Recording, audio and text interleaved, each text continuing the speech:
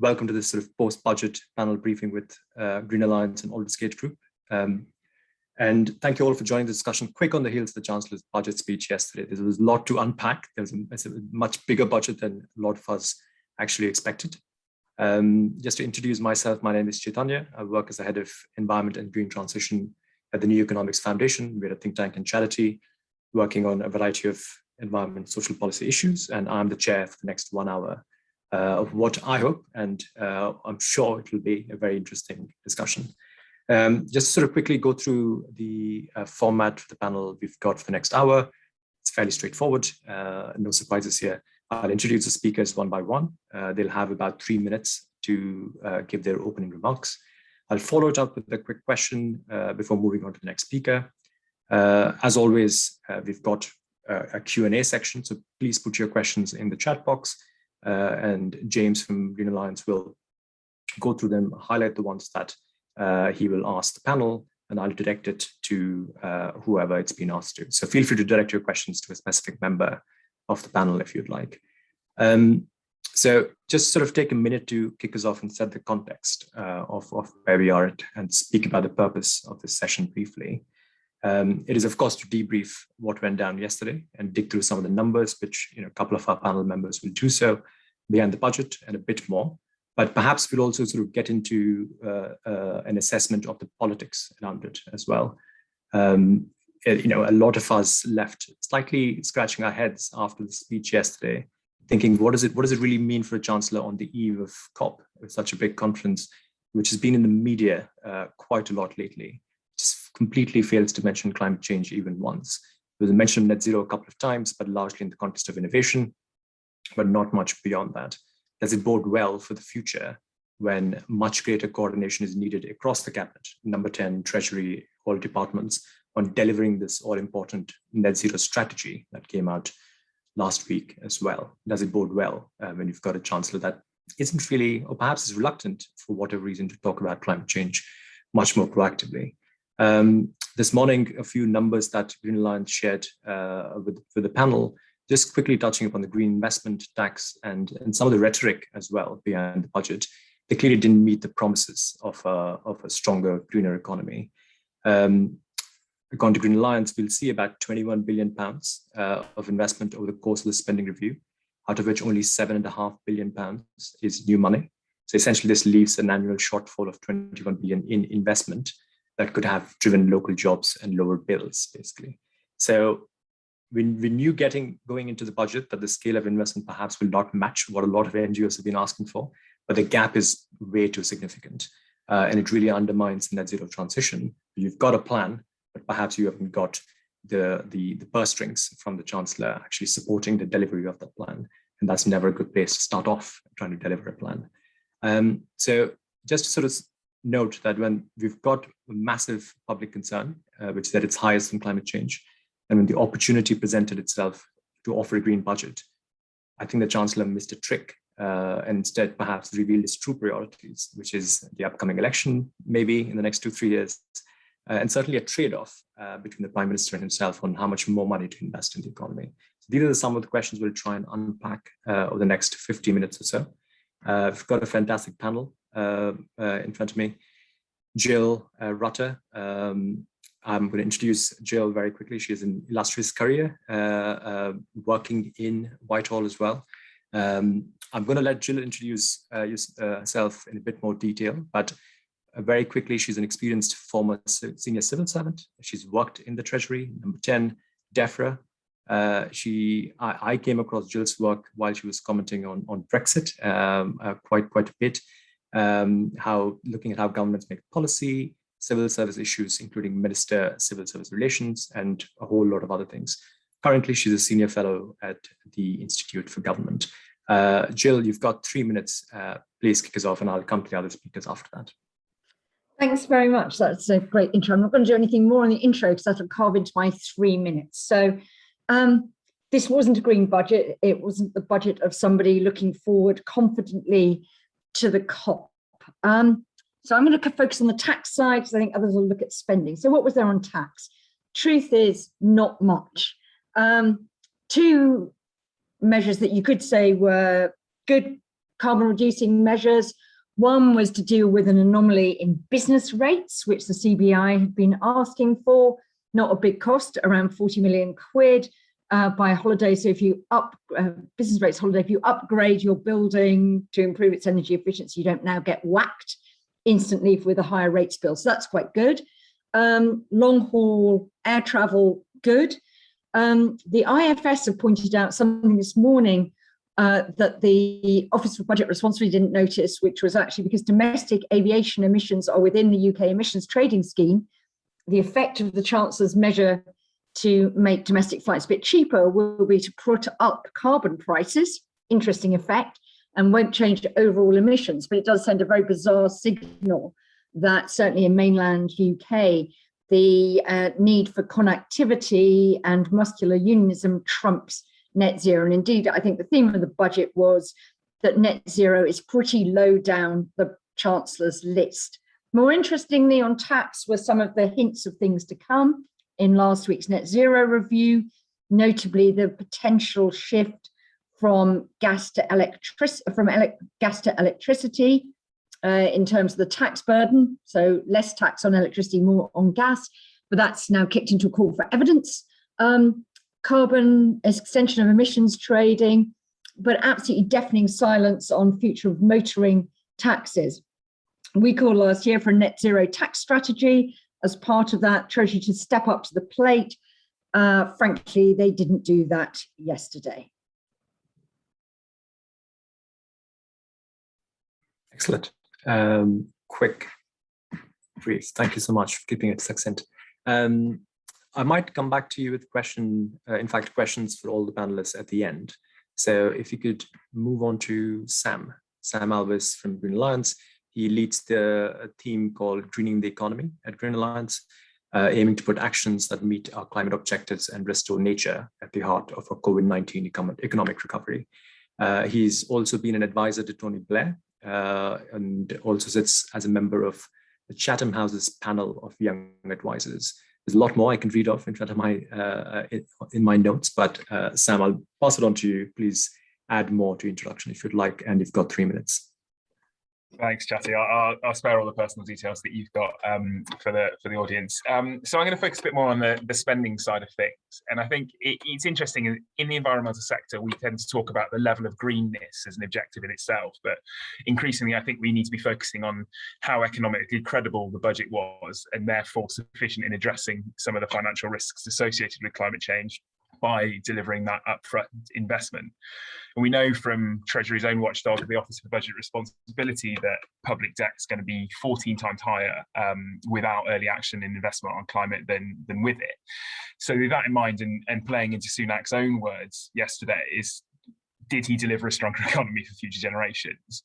And I think, as you pointed to in your opening, not really.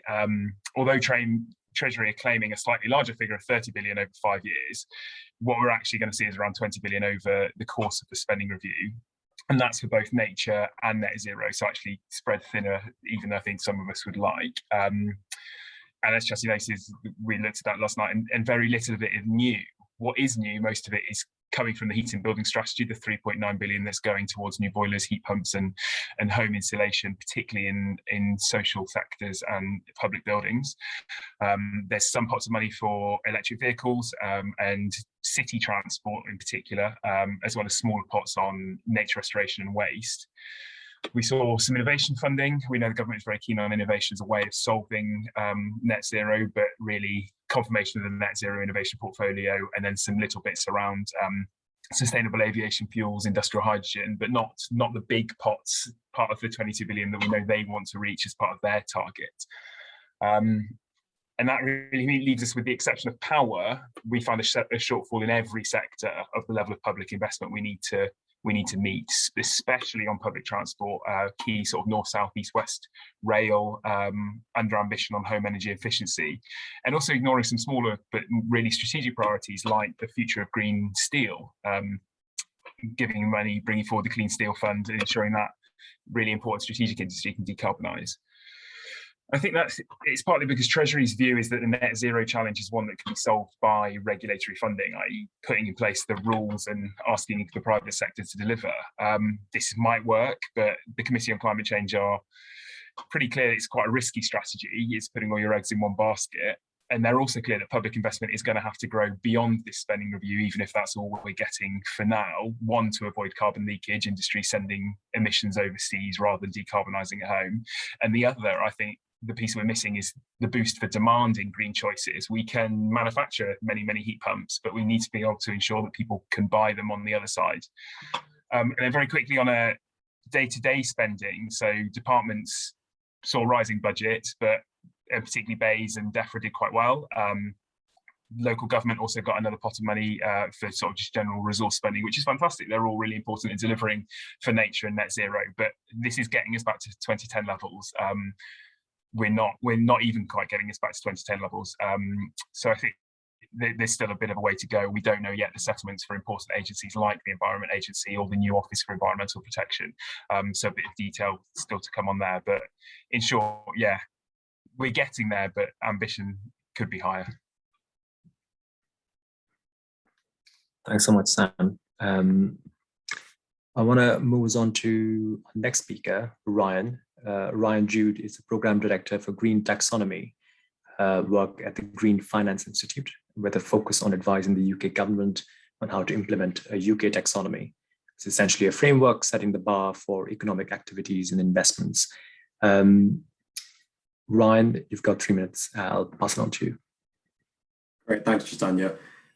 So I'm going to discuss more about how the government's approach will unleash the power of private finance. We all know that to achieve net zero, private finance will deliver most of the investment gap that we need, but it's really crucial that public finance supports it in this journey to crowd it in. And sadly, this was lacking yesterday, but I do think it's important to note here before I dive into specifics on the budget, and Sam alluded to this, but last week there was some very good progress made on the greening of finance through the Greening Finance Roadmap. This was a strategy that maybe didn't receive as many headlines as the net zero strategy or the heat and building strategy, but I think will quietly be the most powerful of the three. It sets out the new sustainability disclosure regimes, more information on the green taxonomy, which you just mentioned, which will for the first time define what a green investment is. And it also set out the transition plans will soon be required of firms in the UK, which is all great progress. So although yesterday wasn't the greenest, there is progress being made to convince more private finance to get green in the future. But, and it's a big but, such regulation can only do so much, as Sam's just said. And it needs to be used well, but we need to have public spending to support it to further crowd it in. So let me just highlight a couple of ways that this probably could have been addressed yesterday. So firstly, the obvious one is announcing more net zero spending commitments in targeted areas, which will achieve that crowding in effect. And this is particularly important in areas where we see a lower public to private leverage ratio, such as in retrofitting of buildings. So analysis by the Energy Efficiency Infrastructure Group has shown that on average, it's more of a 1-to-1 ratio from public-private finance when it comes to retrofitting of buildings. So in that instance, when we're only seeing £3.9 billion being committed, not even getting near to the 9.2 billion that was in the Conservative manifesto, you're going to see a similar amount coming in from the private sector, which we all know isn't enough to achieve the retrofitting of buildings that we need in the UK. The second one is applying some sort of green screen or net zero test to some of the other policies that were announced. For example, yesterday it was great to see the British Business Bank's regional finance programme increased and also more investment for innovation. But there should be some sort of green requirement attached to this finance to ensure that the businesses it's going towards will be incentivized to invest into green innovation, to invest into green activities.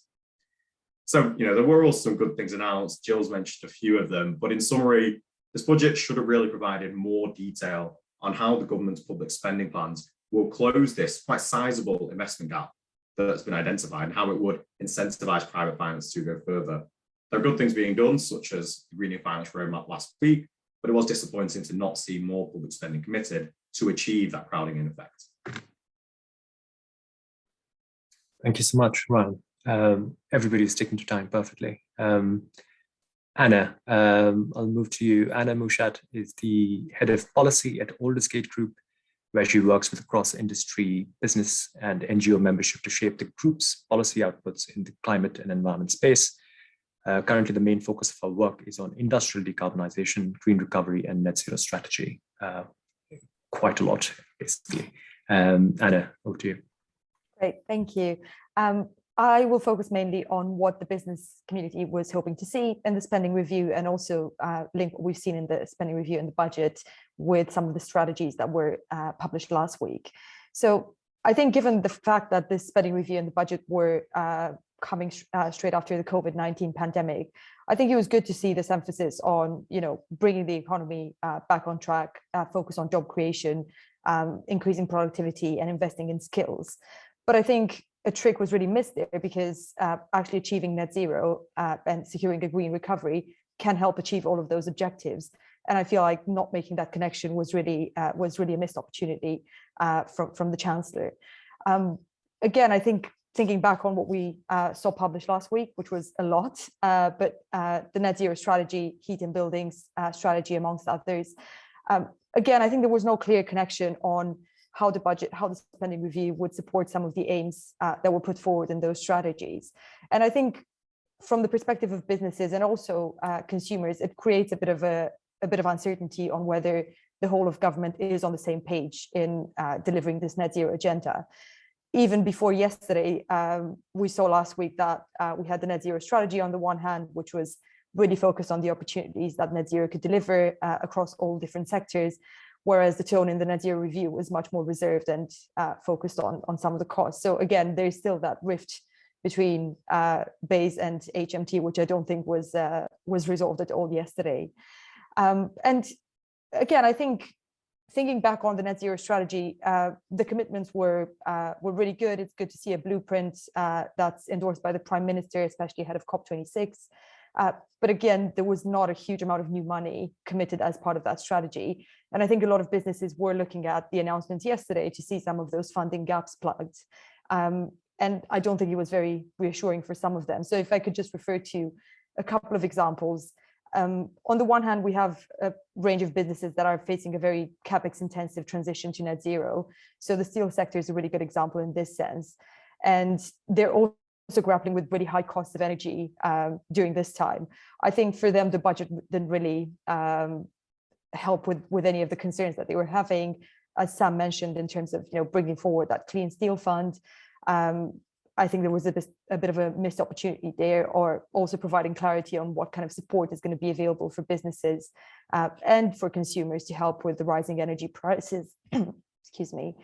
And then I think the other category is in terms of the gaps that we're still seeing in terms of sectors like energy efficiency or the perennially ignored nature restoration piece. Again, we've seen interesting objectives on that in the net zero strategy, but not a lot of funding to back it up. So hopefully the UK Investment Bank will play a clear role as part of that, but I think it remains to be seen. So I'll stop there. Thank you so much, Anna, and thanks everyone for keeping your comments brief. I thought if all of you could just quickly unmute. I had a quick poll question almost. Like, if you could perhaps Jill, Sam, Ryan, Anna, in that order, just give me your view, scale of 1 to 10. How would you rate this budget on climate? 1 being awful, 10 being amazing, obviously. Yeah. On the sort of measures announced yesterday alone, I think you'd have to give it a sort of 2 to 3. Wow. Okay. Good. Wow, Jill set the bar very low, because I was going to go 5, given that it's given slightly with one hand and still continues to take away with the other. But if we are really focusing on the effort the Chancellor put in personally to climate and in his speech yesterday, then yeah, 2 or 3.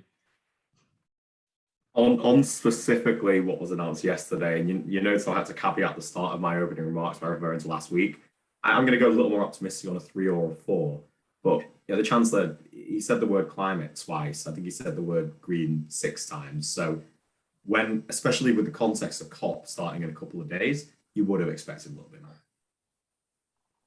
Yeah, I would agree. I think we've all made that joke about how alcohol duties were mentioned a lot more than climate a week before COP, which just seems really odd. And I think looking at the document, there was not a huge amount of new stuff announced in there. So I think I'd agree, maybe 2 or 3. Right, not a good report card for the Chancellor. Thanks, thank you all. Just quickly going to Jill, perhaps sticking to the question around tax. Again, something that Green Alliance shared with us this morning. Polling from Savanta Comres found that 67% of voters would see tax rises as acceptable if the revenue was spent on climate. And similarly, there was a poll by Opinion, which found 55% of the public fear the cost of inaction more than the cost of climate policies. How would you like us to read this? Obviously, perhaps it works in our favor in terms of messaging, but if a chancellor is looking at that, should they be a little less cautious about tax in the context of climate change? Possibly they should. I think it's interesting how the debate's moving. Can I just say I forgot to mention the killer, of course, which was failing to increase fuel duty, but I think that was so unsurprising, given the backdrop of rising fuel prices, that it wasn't really worth a mention. What I think ministers would say is that it's relatively easy to get people, in theory, to buy into rising taxes. You actually get the opposition when you actually do it. So they've been bitten by that. They know, for instance, that they can't get an increase in fuel duty through Parliament in its current state. That may be that MPs are misreading things. And of course, one of the things that the Treasury did say in its net zero review last week, is that climate measures, there's no green carve out from the Treasury's fiscal rules. The Office for Budget Responsibility assumed that there would be additionality for net zero, but the Treasury says, no, we'll borrow for net zero, but only within the stuff that's already allowed within our fiscal rules. So it's competing with other sorts of capital and those Chancellor's rules, and that other costs will be met through rising carbon revenues, notably from the extended emissions trading scheme. And one reason why I think they may have a preference for the emissions trading scheme over a sort of Dieter Helm style rising predictable carbon tax is that actually that sort of means the Chancellor doesn't have to get up every year and announce the rising carbon tax, which we've seen is very difficult, and which I've always thought is the sort of slight political economy fail from people like Dieter, that it's fine in the economics textbook, but every year to announce you're putting up prices is quite difficult for chancellors, as we've seen on fuel duty. I was at the Treasury in the halcyon days of fuel duty escalate. So I think that is sort of real. So there will be rising tax. I think what is interesting, and I think people are right, the Treasury has sort of accepted the principle that those taxes should be hypothecated, which your polling suggests will make them more acceptable, which is good, but it's also quite sensible, because those should be temporary revenues. As you decarbonize the economy, that shouldn't form part of your total tax base. The big issue is what on earth they're going to do about motoring taxes long term, because that's where they're losing. I think the OBR says 1.7% of GDP worth of tax revenue, and they need to do something about that. But road pricing, even though some polling suggests that that's not the unacceptable thing it was, seems to be coming, seems to be 2 words that the Chancellor is not prepared to say yet, at least. Just very, very, very quickly, do you think there is any scope for policies such as carbon tax and dividend, where essentially you tax carbon and the send out monthly Treasury, checks to people? it's quite interesting, because we in the IFG's net zero and the tax system report, we gave the example of the Canadian sort of, if you levy your tax at this, we'll then rebate it to poorer households and rural households and businesses. The Treasury expressed, it is possible. The Treasury expressed a strong preference, though, for targeted grants rather than a general thing. The reason they did that, and I think this isn't a bad reason, and I'd be very interested in other people, they said the costs were potentially so variable by household, depending on your heating system, depending on travel and stuff like that. They preferred targeted grants through public spending than a general tax rebate, which they thought would be harder to target on the people who could least afford the transition. But I think it's a very interesting debate about what's the best way to manage that. I'd be very interested in other people's views about whether they think that's a right analysis from the Treasury. Anybody wants to come in, respond to Jill's points? I mean, Jill knows this better than I do, but like I've always thought the best way of working with Treasury is to argue something that they already accept and sort of cram in your version of that. So the idea of green tax credits, or yeah, you're right, targeted grants for very specific things like reducing the cost of electric vehicles, bearing in mind if they're in the southeast, their heating bills might not be that high. Like the very specific nature of some of the challenges, I think is good to tackle. What it doesn't address, and what would a carbon dividend would be much more interesting, is overall net zero sentiment across the country. If everyone being actually they're getting rewarded to get through net zero, then I think it would do huge things, because at the moment you look at people's energy bills and people can see that they're having to pay for things like renewable grants. So actually flipping that would be really positive. I would just add to that we're very much on board with more of the economy-wide carbon pricing, and also having then that hypothecation to support those who are more vulnerable, not necessarily on the targeted grants, but those in the lower income deciles. And Chaitanya, you spoke about a poll that came out this week. There was one a couple of weeks ago which showed, I think, 94% of people were in favour of an economy-wide carbon price, as long as it had support alongside it. So these aren't unpopular policies that could be brought in, and we would be keen to see them being, accelerated. I think just to briefly add to that, it was interesting in the net zero strategy to see such an emphasis on the transition being paid through fair carbon pricing, which I think we're still some way away from that. Obviously, we still need to have more sectors covered by the ETS, and we need to see free allowances going down as part of that gradually. So yeah, I think just being clear about that is going to be really important. And from the point of view of the public, seeing that the carbon pricing is indeed implemented fairly is going to be really important to have that buy-in for the transition.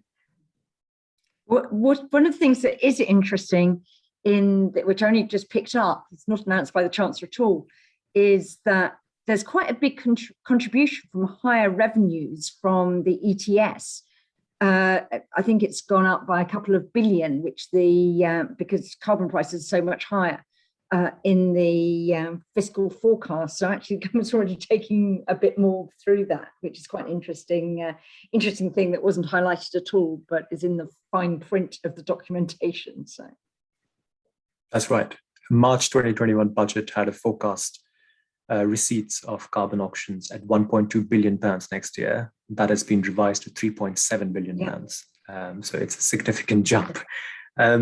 If I can go to Sam next. Sam, in your opening remarks, you spoke of how besides power and industrial sectors, pretty much every other sector has a deficiency of investment.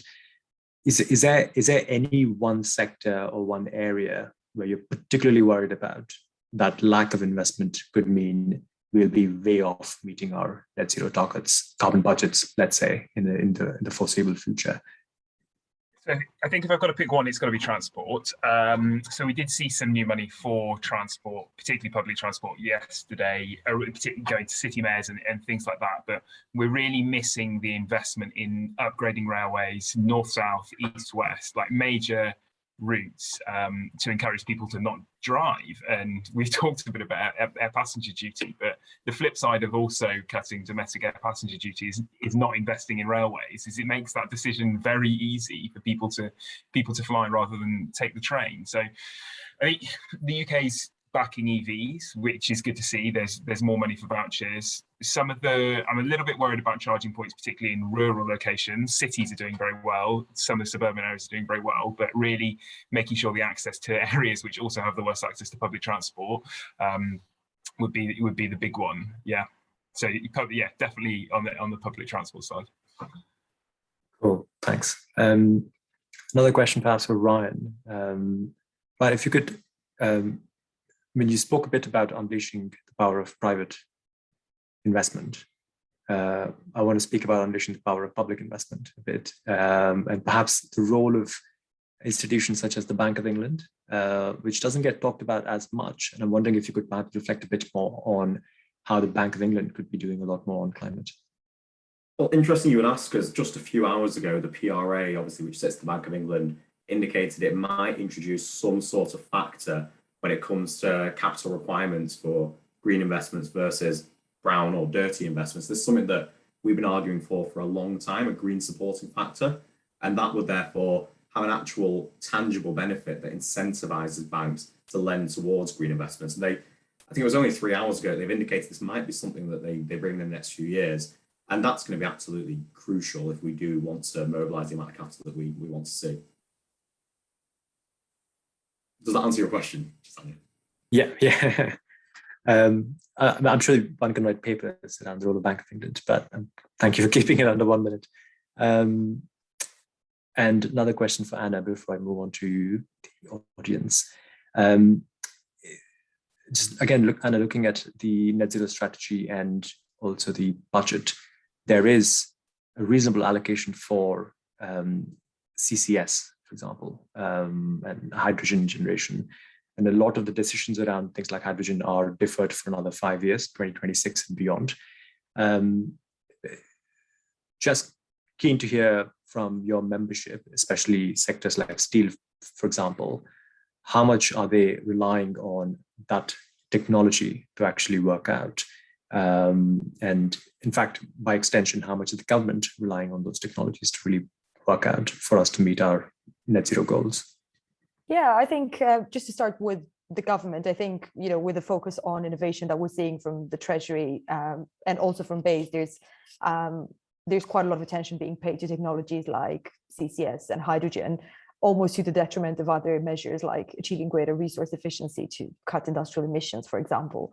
But I think from the perspective of industry, those technologies clearly do play a role. I think without CCS, it's going to be virtually impossible for sectors like steel or glass to decarbonize. And again, access to hydrogen or alternative fuels like waste biomass, for example, is going to be really important. And it really features in the pathway of so many heavy industrial sectors. So I think there's a clear understanding that it plays a role in getting to net zero for so many players in heavy industry. In terms of the money that's been allocated for it, I think there's quite a lot of support for upfront investment in hydrogen trials, in some of the infrastructure. What we now need to see is that support for operational costs. And I think until we see the business models for hydrogen finalized, and also stuff like the low carbon hydrogen standard, it's going to be quite difficult to get some of those projects off the ground. And I think just one final thing that I would add is, of course, with technologies like CCS and hydrogen, there's a lot of focus to trialing and deploying them in clusters first. But there's a wider question around how we support investment to make sure that they can be rolled out across the country. Because right now, and I think that's one pretty glaring omission from both the net zero strategy and the budget, is how are industries that are located outside of clusters going to decarbonize if they don't have that certainty of supply when it comes to hydrogen, or the certainty that they're going to be able to plug into the CCS infrastructure. So, yeah. And just quickly, following up on Anna's point there, I don't know what you think about this, Anna, but I think it reveals a lot about Rishi Sunak's view of levelling up, that he's very happy to give out some pots of capital investment for some shiny technologies in particular places, but then not help those businesses continue, particularly where they're strategic industries and they're going to have ongoing costs. He said yesterday, he was very clear in his opening remarks that it's not his job to support business or to prop up business, and it's not government's job to solve every problem. And I think there's a bit of a tension between those two things, as if you're asking business to solve very, very difficult problems with very, very tight profit margins, like the steel industry, then you can't expect them to do that and decarbonize at the same time as trying to turn a profit. So government really has to work out what its role is between levelling up, between helping businesses trying to decarbonize, and the private sector either sinking or swimming when it's left to do it itself. Yeah, I mean, I couldn't agree more. And I think it's not entirely surprising given the more free market ideology that we're seeing from the Chancellor.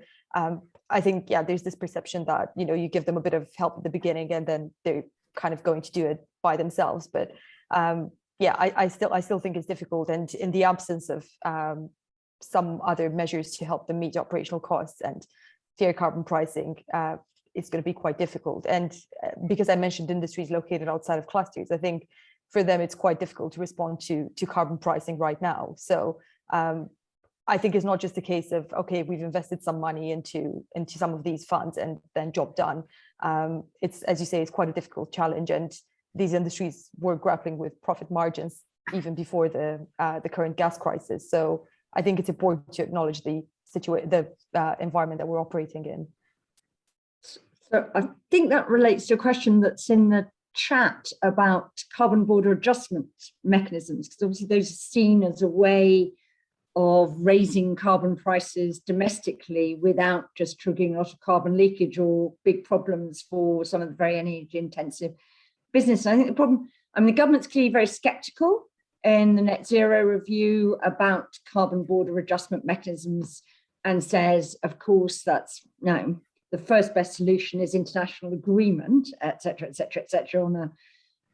But if you don't get international agreement on the scale you need on the level of carbon price, I think it's a very interesting question of what do you do, and the extent to which you're constrained on how high you can drive your domestic carbon price if you're not prepared to think of something like a carbon border adjustment mechanism. But I don't know what the other panelists think of all of that. I think nice segue. We're moving on to audience questions. Anyone wants to respond to that around carbon border adjustments? We all hate them. We don't have a view on them. It's fine. Cool. All right. Could I go to James? James, do you have any questions that you want to pull out from the Q&A section? Chaitanya, and thanks to everyone who submitted questions both in advance of this event and during in the Q&A chat box. I'd like to start with COP26, which is of course just 3 days away now. How do the panelists think the spending review and budget will impact the UK's international credibility at the summits and the standing at the negotiating table?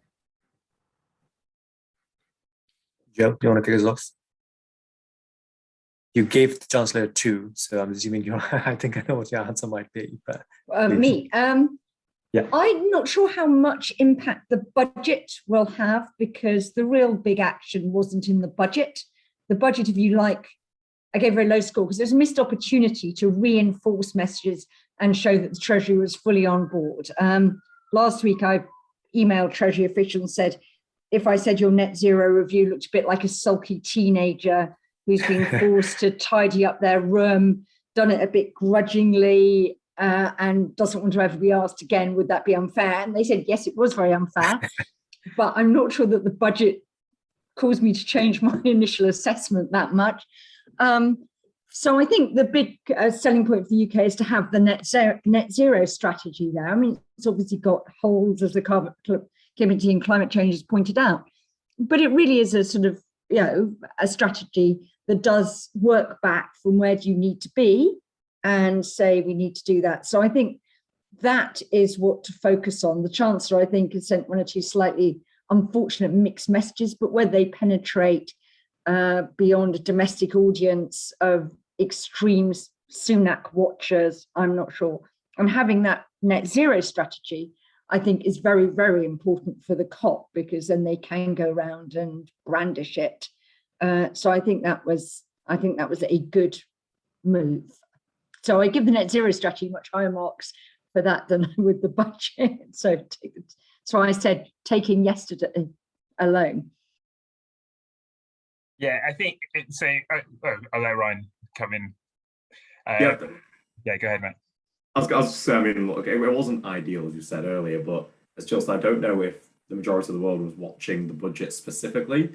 There's bigger things at work here. From a finance perspective, we have a whole day dedicated to finance next week, and there's bigger things such as GFANs and discussions happening around that. And Jill's mentioned the net zero strategy and the credibility of that. I give the greening finance roadmap maybe like a 9 out of 10 from last week. And the one thing that's stopping at that 10 is that in the transition plans discussion, they're talking about a comply or explain on transition plans. If that had been mandatory, it would have been a 10 out of 10 given where we are.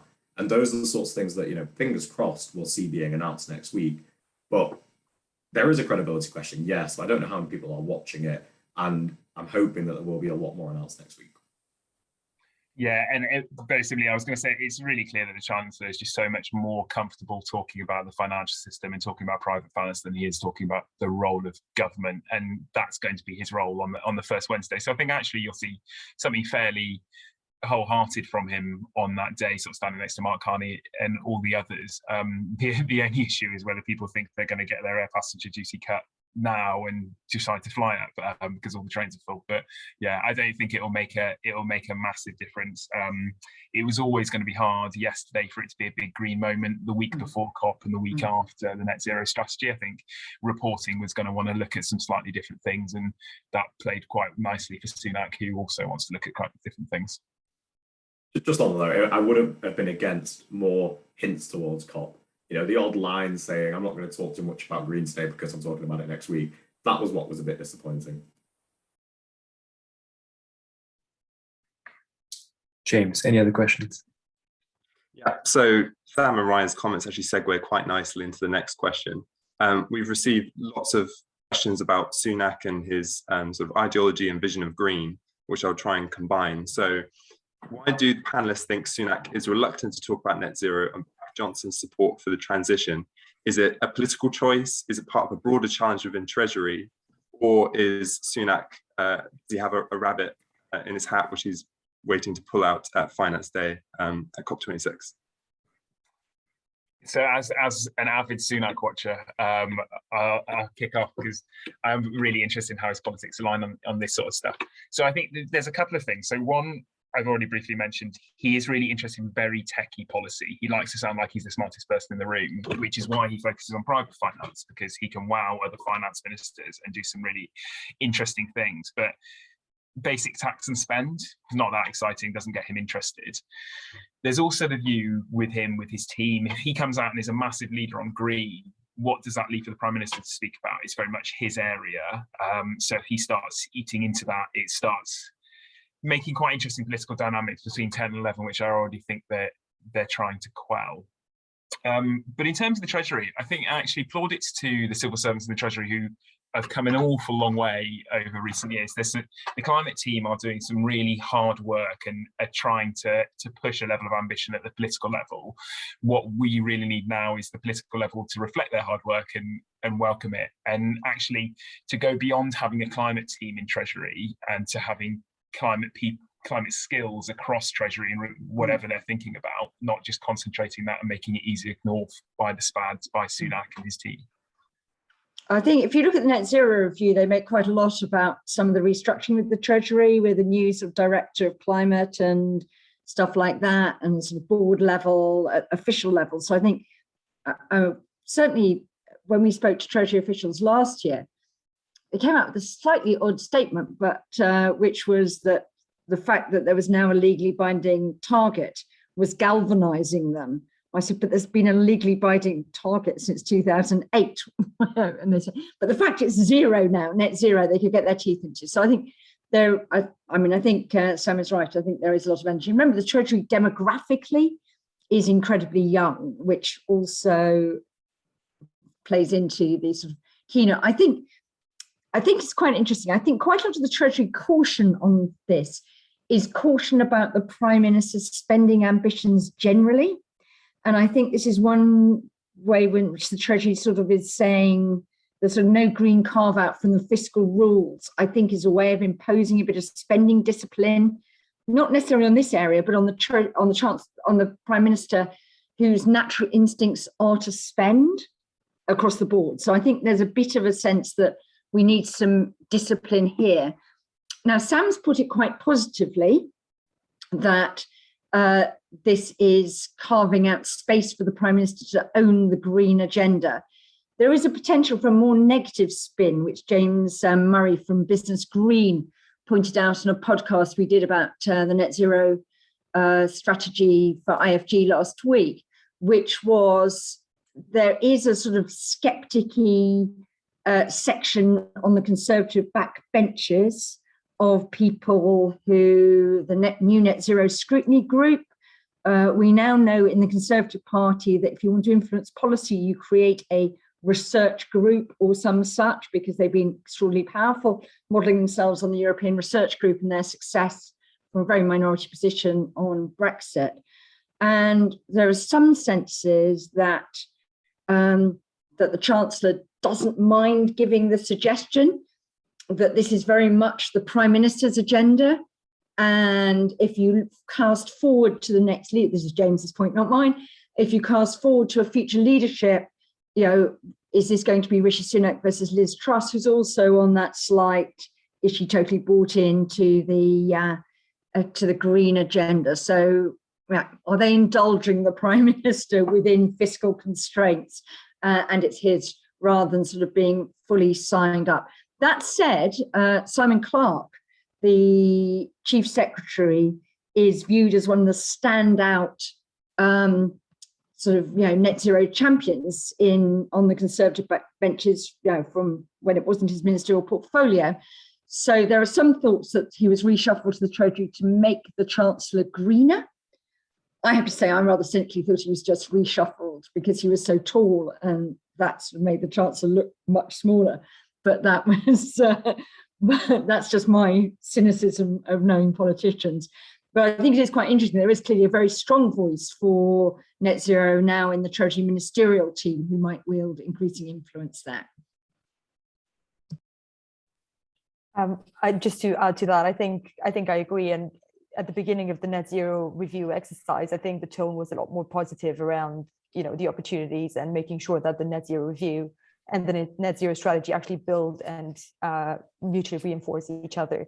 But yeah, I think there's obviously some political factors at play as to why Rishi Sunak wants to kind of take some distance from the net zero agenda.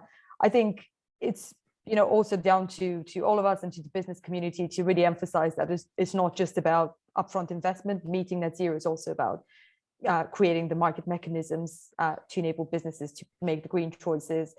It's also about regulation. So I think that excessive focus on spending, it almost comes in bad faith, and there's a lot of support from certain MPs around, you know, the whole cost of net zero. So I think, yeah, the more that we can do to counter that narrative, the better.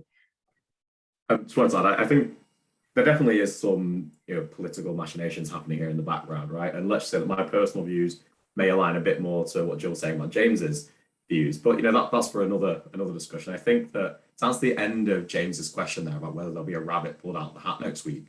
He's going to be representing the UK at a finance day, the first finance day at a climate summit. So there's going to be something there, and we're hoping it's going to be mandatory transition plans, but I think there's going to be something pulled out next week.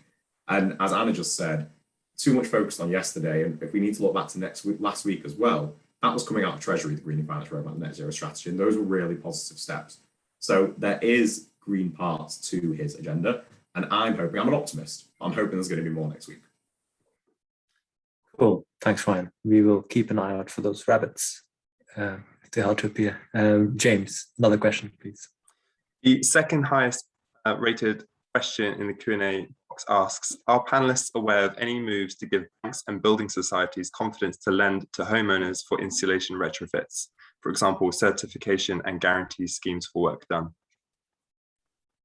Maybe I can come in on this first then. So Bayes consulted at the end of last year on having banks and building societies report on the average EPC of their mortgage portfolio. And this was alluded to last week in some of the strategies. And this, if it starts getting reported on, would incentivize them to start giving out more green mortgages, which we've seen in the wake of the Green Homes Grant, even though, you know, we know what issues there were around that. A lot more green mortgages were brought to market because they saw that the demand existed. And the way the banks work, they see the demand exists, they're going to start bringing the products out.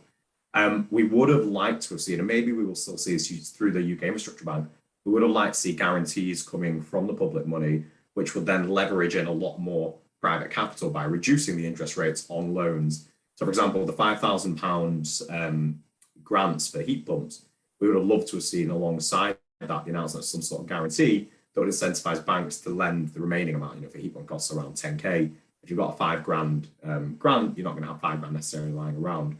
So some things are being moved on, such as the reporting on mortgage portfolios, but there's definitely more that needs to be done. Hopefully guarantees is going to be one of those answers. I'll just add, I do think the other part of the question is quite important. about guarantees of the quality of work and making sure that people can have confidence that you have, this is a very infant industry in terms of installation. The more you have horror stories of people having bad experiences, the worse that will be. So some ways in which you can actually quite rapidly develop a sort of substantial network of accredited suppliers, and maybe actually starting off with heat pump installation in new build, which is sort of mandated quite quickly, will mean that the volume house builders will have a sort of interest in training up and being able to show off that this is actually a sort of technology that works and will own that bit of the supply chain.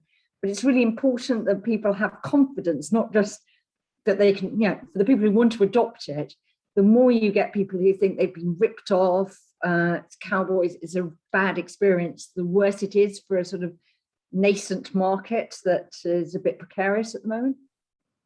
I agree with, sorry. No, go on. I was going to say, I agree with Jill about that point in creating confidence in consumers. And I think, again, reflecting on the budget and the spending review yesterday, there was a huge amount around skills there, but not specifically linking that to the low carbon agenda and the net zero agenda. Again, I think if we think back on the Green Homes Grant, one of the reasons why there wasn't more demand on that is because people don't actually trust installers to do a good job. And there's very little investment in making sure that people know how to install a heat pump, know how to service it. And so I think, if we're thinking about skills and plugging some of the gaps that we're seeing in industries like construction, I think that's one obvious way to one obvious destination for investment.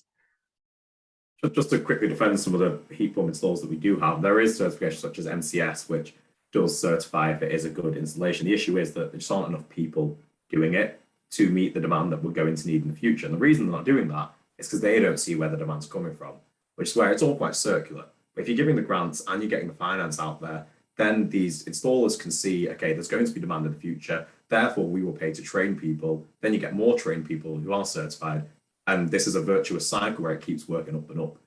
Through some of the work that we've been doing, I'll speak to people at the Heat Pump Federation, Heat Pump Association, and they'll say that they can't pay people who are currently boiler installers to train to install heat pumps, because after that, there's going to be no one that wants the heat pump. So there's other things we need to start with, but it's all important. All of it's important. Great. We certainly don't want to have like a chicken and egg situation with this. That's what we had in the early days of the EV rollout.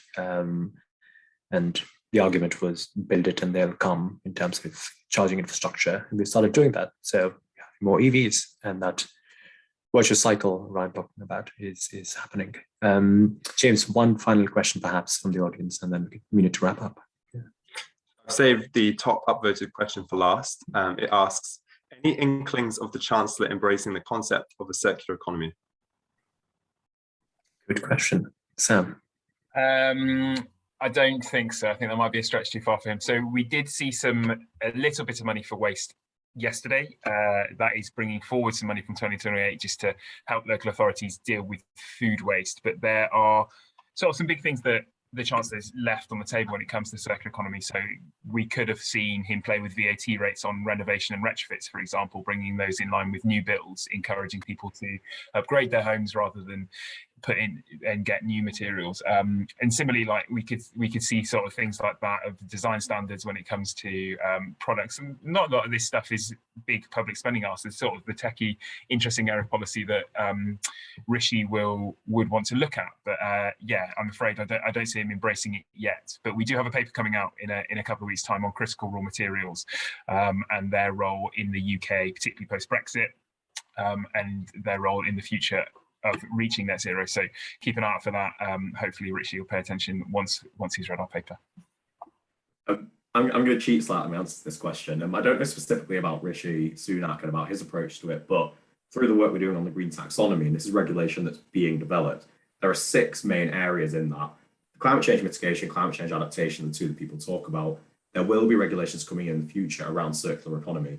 And how do we ensure that if there is a company that is mitigating climate change, that they are also doing no harm in a circular economy sense? So over the next few years, regulation will be coming in that will be forcing the hands of corporates and our financial institutions to pay more attention to the circular economy. The question was specifically around whether the Chancellor cares about circular economy. The answer that I'm saying is that it doesn't really matter because there is work already ongoing. Good. Thanks, Ryan. It's not all about the Chancellor, is what you're saying. This is good. We've got 3 minutes, and what I want to do is go around very quickly for closing comments from everybody. And perhaps if I can be so cheeky and request the speakers panelists to give another rating on 1 to 10, perhaps now taking the cumulative policy announcements, strategies, everything that we've seen, not just the budget, everything else. Where are we today, 28th of October? Are we in a good place? Would you give a higher rating than before? Or yeah, I'd be keen to hear closing remarks and perhaps a rating. That'd be great. Jill, let's start with you. Okay, I'm going to give them a 7 overall for where we are. If they'd done a bit more on demand management and things like that, I would have given them more.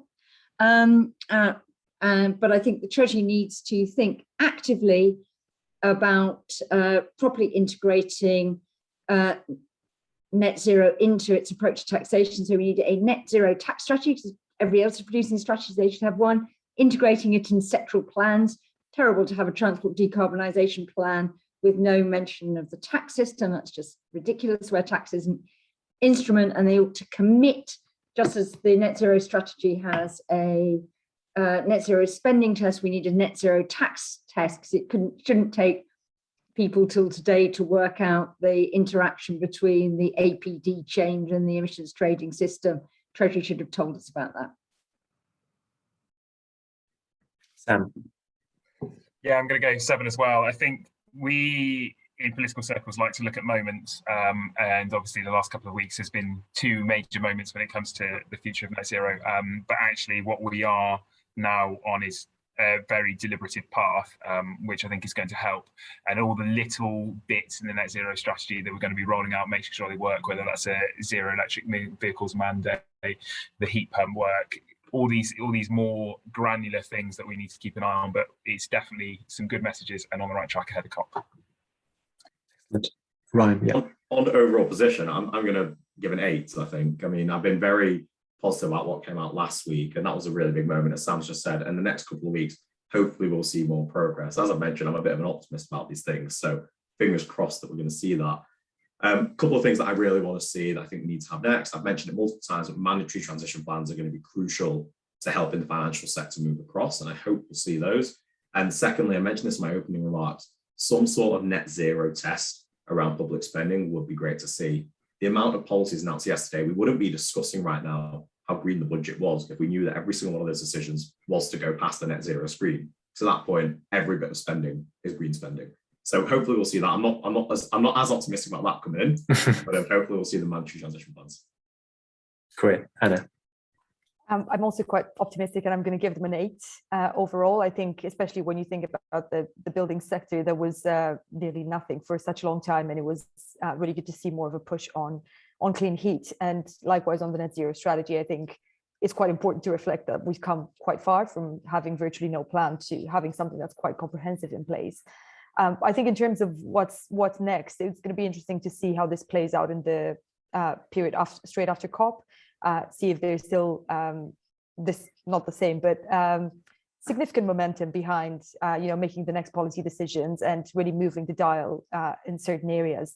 I think especially over the next few months, it's going to be interesting to see how areas like energy efficiency and nature restoration, which again have seen very little progress over the past few years, are going to be pushed forward. And I think we need regulatory levers, but we also need investment for that. So yeah, we'll be waiting on those decisions. Great. Thank you so much, Anna, Sam, Ryan, Jill, Green Alliance, and Aldersgate Group for making this event happen, and also inviting me to chair. I've thoroughly enjoyed it. We're dropping participants soon. I think it's time to leave. Thanks so much for joining in.